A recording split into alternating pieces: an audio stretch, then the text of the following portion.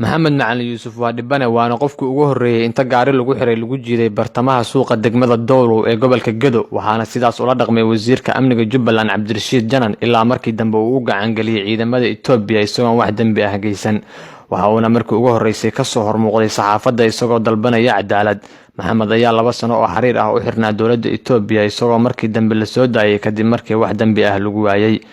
waxaan deganaa degmada Dowlow Soomaaliya waxaan aanin oo ganacsada shaqaysto 2014 bishii tobnaad maalin Jimcaha ayaa waxa dhacday subax aroortii in gurigeyga lagu soo weeraray halkaas aan xal yiraahday ciidan lagu soo diro gurigeyga lagu soo weeraray ka bacdi stationka la ii waday stationka markii la geeyna dabadeed xal yiraahday dharkii iyo kabihii laga siibay wax laal wixii aan haystay laga siibay oo buumaha yarka ah bas lagu soo reebay oo meel mugdi ah lagu tuuray ka bacdina aan garan waayay wax lagu haysto dhibaato adiga dhowr habeen markay ka soo wareegtayna meeshii jirdil fara badan noola geystay oo noola jirdilay dad markaa meesha ku jiray oo fara badanna ayagoo gaari inta lagu xirxiray ay meesha ku dhamaadeen anigana dhibaato badan ay iga soo gaartay oo jirdil ii geystay gaari lagu daba xiray korkayga uu murmurxsan yahay hadeertaan waad arki kartaan oo wax muuqdo waaye wax qarsoon ma ahan gaari markaas aan lahaay oo meeshii ii joogay oo aan watay iyo spare part aan meesha ku lahaa iyo ganacsi aan meesha ku lahaana la balqaystay oo la qaatay kadibna markaan aan muddo adiga isbuuca meesha aan ku jirnayna ka bacdi Itoobiya noola dhiibay oo wadan shisheeye noola dhiibay annagoo muwaadiniin Soomaaliyeed ah dambi markaas nagu haysto cadna aysan jirin waxa aan waxba ka ogeyn nagu haysto oo markaas wax nagu haystaa ilaa saacadaas noola sheegin oo Itoobiya noola dhiibay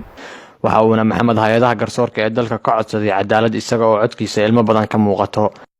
ninkaas asaga wuxuu sameeyay wax bani aadanimada ka baxsan maxkamadda sare ee Soomaaliya waxaan ka codsanaynaa ninka in noola soo qabto maxkamadda noola soo saaro xaq aan maxal yiraahday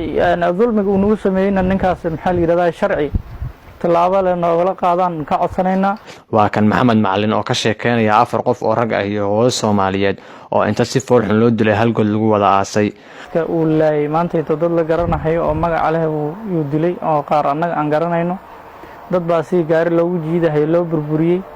4 nin iyo maamo Soomaaliyeed inta la dilay baa hal god loo qoday oo la iskor saaray oo maamo Soomaaliyeed oo maxal yiraahday inta la burburiyay gaari lagu daba xiray oo hooyo ah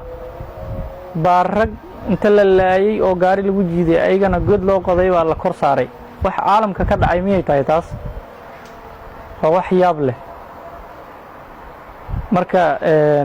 dadkii uu laayay waa dad la garanayo oo iska cad aniga hortayda inta aan arkay oo hortayda ku dhimatay baan la soo koobi karin anigaan hadlayaa gaari lagu daba xiray oo anigoo suuxsan baa meesha laga soo qaaday oo Ilaahay baa iga badbaadiyay xal yiraahday dadka hortayda ku dhintay nin baaba katiinad garbaduub inta loo xiray silis lagu xiray si loo jiiday hortayda ku dhintay katiinad inta laga furi waayay lafiisa burbureen baa god air loo faagay baa lagu riday wax meesha ka socdo waxaan qof damiir leh uu ku dhaqmi karin. arrintan ayaa baalmarsan xuquuqda aadanaha waxa ayna ku soo beegmaysaa xilli wasiirka amniga Jubbaland uu dhawaan safar dhumasho ah ku soo gaaray magaalada Muqdisho xilli gal dacwadada ay ka taalo maxkamadda sare ee dalka walow markii dambe sifa sharciga baalmarsan loo laalay dacwadaas.